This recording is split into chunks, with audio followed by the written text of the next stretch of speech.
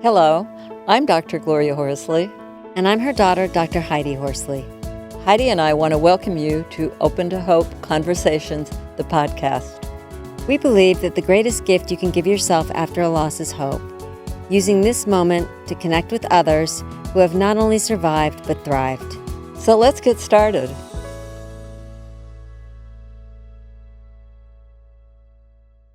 Welcome to the Open to Hope Show. I'm your host, Dr. Gloria Horsley, with my daughter and co-host, Dr. Heidi Horsley. Well, Heidi, we're going to talk about an important topic today because we know it's our number one visit at Open to Hope. Adults losing parents, right? Yep, parent loss is the most searched for thing on the internet for us, which has been a little surprising. I knew it would be searched for, and I have had a dad die, so it is the number one thing that people are looking for. They're looking for information. They're looking for support. They're looking for experiences like our guest has had today on what happens when you do have a parent die and how do you find hope again. And how do you carry it on with you and those memories and rituals and all sorts of good stuff that we're going to talk about today. So Heidi, would you like to introduce our guest? I'd love to.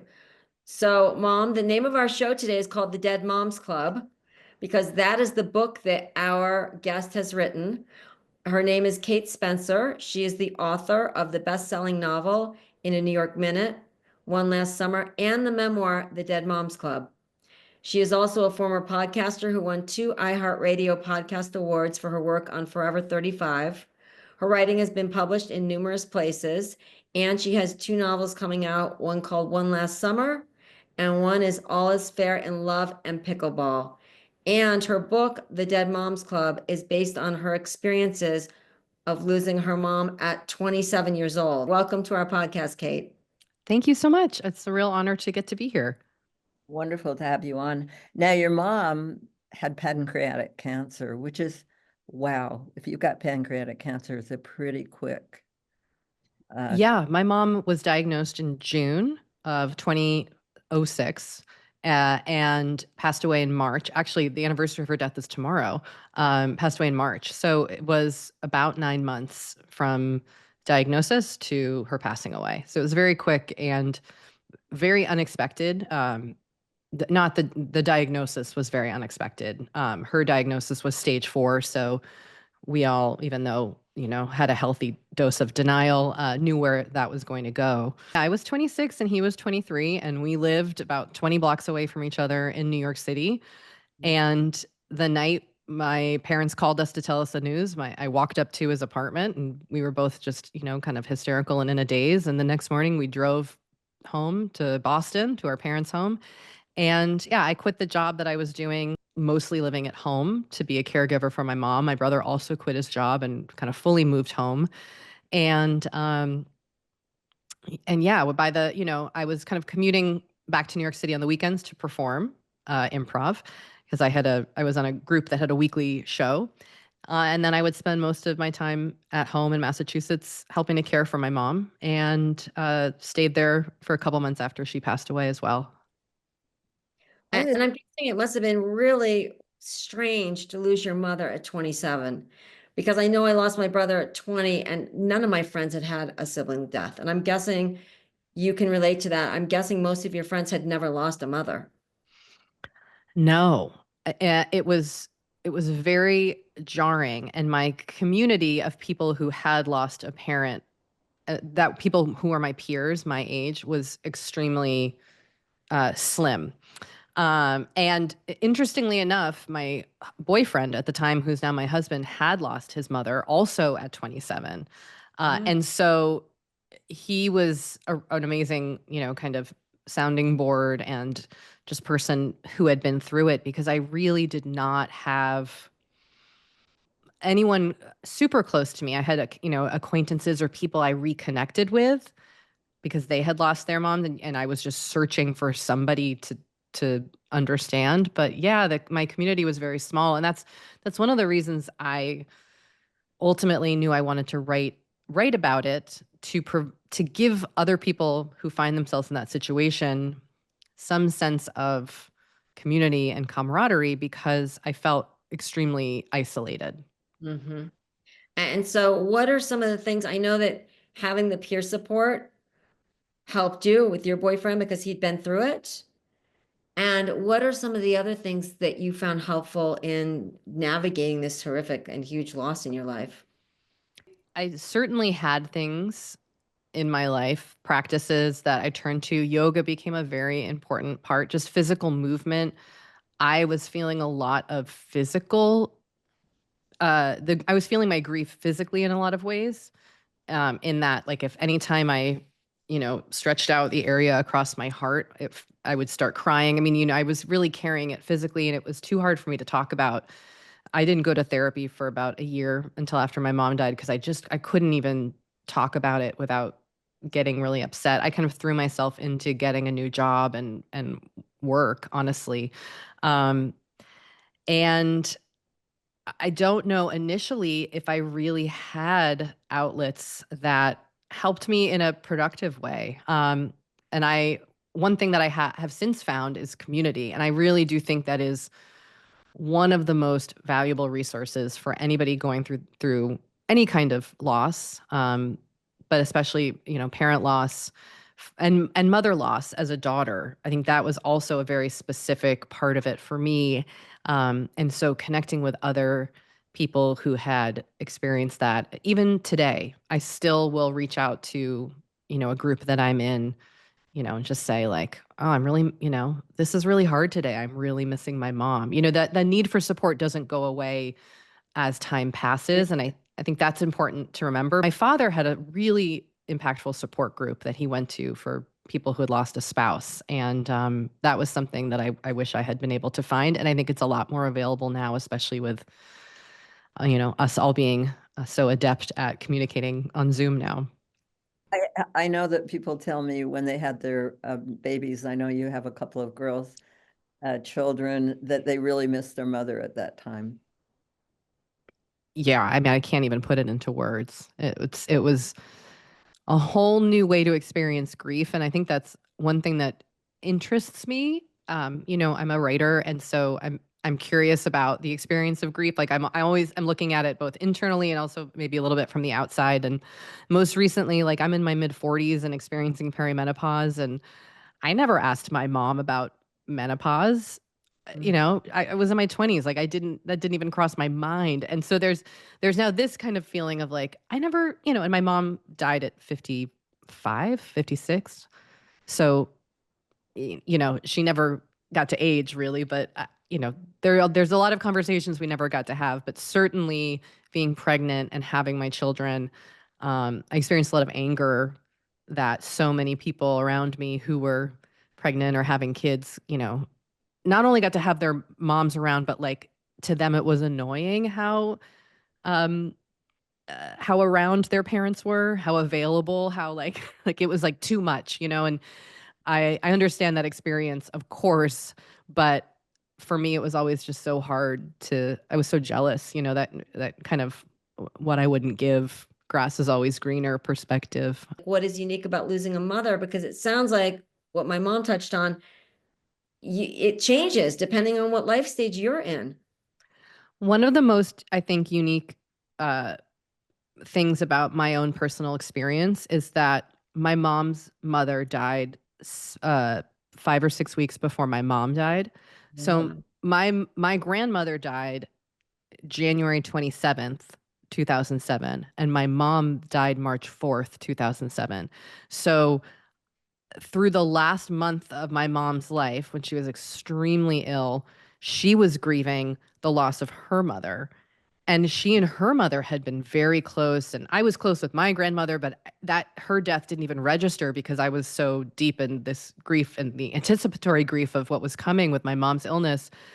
But watching my own mom grieve, and I remember feeling kind of like annoyed, where I was like, your mom was 90 something years old. Like, and you're about to die, like I'm the one who's suffering here. Obviously, this was my kind of very biased, angry point of view at the time, but I now have a lot more empathy for what my mom must have been feeling. I mean, I can't even imagine, but yeah, it is different at different ages. And I also think I'm now having more friends lose parents Yeah. at this age in my 40s.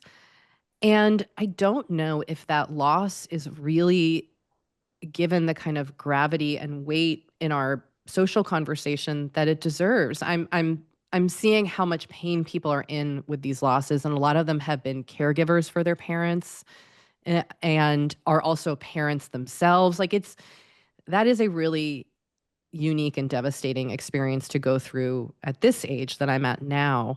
Um, and I don't, because I think it's more common, I don't know if I necessarily see that acknowledged as much. And that's just something I'm personally becoming more aware of and conscious of as I kind of, navigate being a friend to people who are losing parents now. Mm-hmm. It's kind of interesting. I remember I was in my 40s when my mother died. And I remember thinking, well, it's me now. You know, Yeah. I'm the next generation, you know. But I'm wondering though, that's interesting, Mom. And I'm wondering if Kate at 27 felt like that. I didn't. I didn't have children.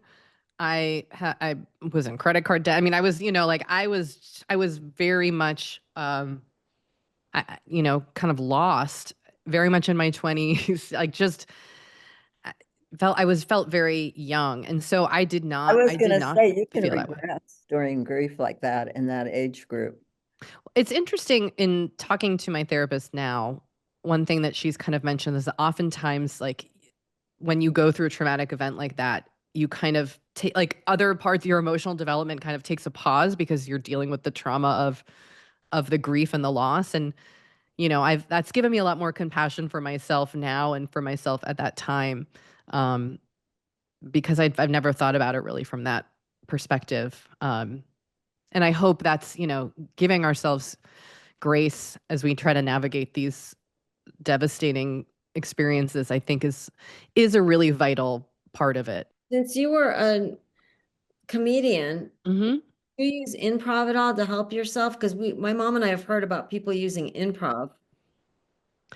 I think improv comedy, the specific improv comedy I learned and did is called long form improv comedy. And I think it's a really wonderful art form. The way it kind of influenced me, and I think this comes up in my book a lot, is using humor as a lens for these experiences. And also not like really understanding that humor is a powerful way to navigate and get through grief and to find um community. Like a part of bonding with other people who have been through this experience is laughing at some of the most hardest, ridiculous, absurd moments. Absolutely. You are um laughing and I really. think humor is so healing, and we do ourselves a disservice like as a society by not like kind of feeling like it's taboo to look at grief with humor. Well, I think the title of your book is doing that. I Looking know it kind of freaks people out sometimes and I at feel mom's bad, but stuff. That uh just that kind of says it all. You know what I mean? yeah. And I do find people that is what people refer to themselves. And I know people with dead dads who said it the same thing. The dead dad, they were in the dead dad club. I always said that with friends. Yeah. So yes, and I think I often get letters from people who are like, I joined the club on this date, and it's, um, I think if you've been through this and been there, people don't blink at that title. It's like, yeah, no, you're I right. am part of the Dead In Dads fact, Club. we liked it. That's why we used it. We loved it. And the Thanks. Dead Brothers Club. I Clever think that Yeah. it would be more people that have never experienced it. They would say, wait a minute, why are they saying that? It's like, because it's the reality of our lives now. My family has often used humor as a coping mechanism, and as humor is a really big part of my own family experience. But at the same time, like I would have felt taboo making jokes or finding humor in death and grief until going through it myself. Like we really aren't kind of encouraged to go there. Um, and also some of the moments you experience are so absurd. Like you Mhm. just are like, I cannot believe this is happening.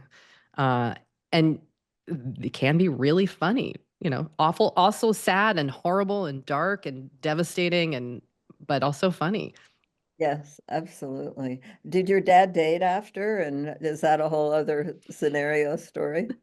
He did date after, and he's remarried. He actually met my stepmother in a really sweet way. And he was, after my mom died, he was cleaning out her Rolodex, and Mhm. I had just gotten engaged. And he found a card for like a dance teacher. And my mom had never taken dance lessons. And he was like, I don't know what this is, but I'm going to learn how to dance for our father-daughter wedding, is what he thought. So he started secretly taking dance lessons so he could surprise me. And that's where he met my stepmother, Oh, she was a student. She's like a really amazing ballroom dancer and a doctor. And that's where he met her and saw her and asked her out on a date. So, um, I love those kind of like weird magical moments where it almost feels like, without my mom having this little business card, he would have never met my stepmom. I So, love it's but like your mother introduced them. yeah, I choose to I like to try to Love believe in those kind of magical moments of things. It just makes it a little bit brighter. So yes, that is what I think. well, what love it. advice would you have for somebody who's lost their mother recently? Or Oh, I would, my advice would just be to say that the feelings that you are feeling, whatever they may be, are valid. I think a lot of the times we expect grief to feel a certain way or look a certain way, or people expect us to behave a certain way, whether that's they expect us to be super sad, and maybe we're presenting as okay, or just there's such an expectation about how people are supposed to act after loss. And I think the reality is so much more complex than that. And so honoring your individual experience, um, and giving yourself grace, knowing that it is really hard, and that feeling of like, is it always going to feel this bad? I do think does subside with time, which is the most annoying advice I've ever received as a person. But it's also the most true, is that I do think the healing takes a long time, and it ebbs and flows. The grief changes. And so knowing that, I don't know if it provides any comfort to know that, but I more say that just saying like, I never thought I was going to be able to get through it. And I did. Here I am 18 years later. I promise you, you will be able to too, in your own way. And also, really think finding community is the most, and whatever that means to you. That could be like going to a running club, just to get out of your house, or that could be like sitting and talking and doing talk therapy. But I think feeling seen in your grief is really validating and necessary, and helpful. So if you can access that in whatever way is available to you, I think it's really important. well, tell us where we can get your book and anything else you want to tell us about your website, whatever. Sure. Well, people are always kind of often weirded out to find that my first book is a memoir about grief with this like, very blunt title. And then books that I've written since are all romantic comedies, like very lighthearted, inspired by, Nora Ephron type comedies. But romance books are what helped me get through my grief. They really were really healing for me as an escape after my mom died. So I take great pride in getting to now write romance. So you can find all my books wherever books are sold, um, independent bookstores or your local, retail, big box stores. And I have a new book coming out in June that is called All is Fair in Love and Pickleball, which is a pickleball and tennis player romance that is a lot of fun to write. And you can find more about me and sign up for my newsletter at katespencerwrites.com. Kate, thank you so much for being on the show today. Thank you so much for having me. It was a real honor to get to speak to you both. Kate, thank you so much for building awareness about mother loss.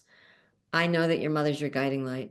She's here. She keeps me laughing, even though she's not here face to face. So it's a great honor to get to do this in her memory.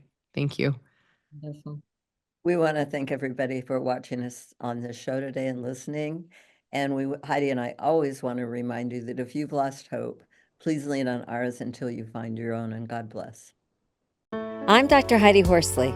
You have been listening to Open to Hope, the podcast. You can follow Open to Hope on Facebook, Instagram, and Twitter.